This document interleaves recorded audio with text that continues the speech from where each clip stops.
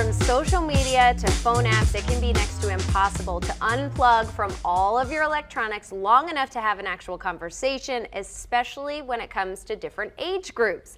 Inspiration coach Shannon Oleen is here with more on the communication breakdown when it comes to different generations. This can be tough.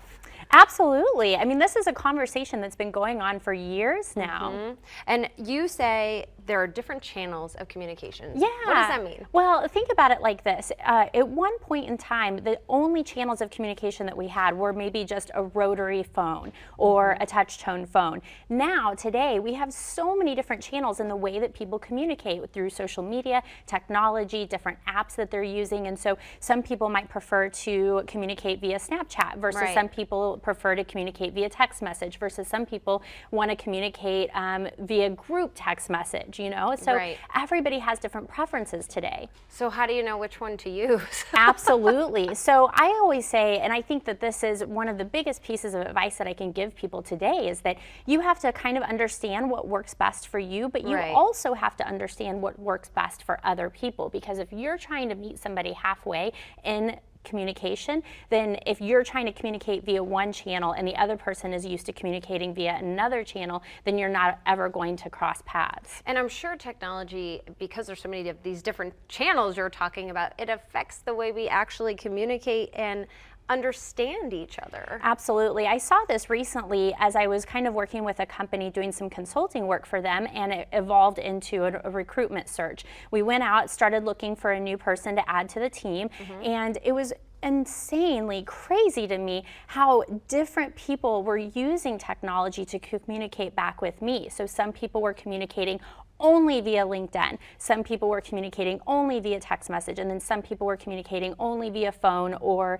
email. And so if you look at that scenario in and of itself, I'm managing 4 different ways of I'm communicating with potential candidates. Okay, so what do we do a digital detox? I mean, what is the solution here? Absolutely. Well, so there's no real way to actually just say, you know, the heck with technology. I mean, I have talked with different generations, including millennials, that have said, you know, hey, I'm a little bit overwhelmed here. I'm really not into it anymore. Or I prefer to go back to maybe an older school type of communication, face-to-face type of thing. And I say, you know, it's not going to hurt anything. If you say maybe on a Saturday or a Sunday, I just need to close everything off and say, I only want to visit face-to-face. Or some people, I have a good friend who he literally deletes all of his text messages at the end of every week and then starts fresh on Monday morning. Seriously? Yeah, deletes all of them. He says, I'm done with those. I don't need to keep them around. And and that's good for your phone storage. There you go, right? What are some better ways that we can communicate with each other? Yeah, I just think it's important that we have to understand the other person. And so, you know, millennials, we talk about this all the time, that millennials get so much flack for,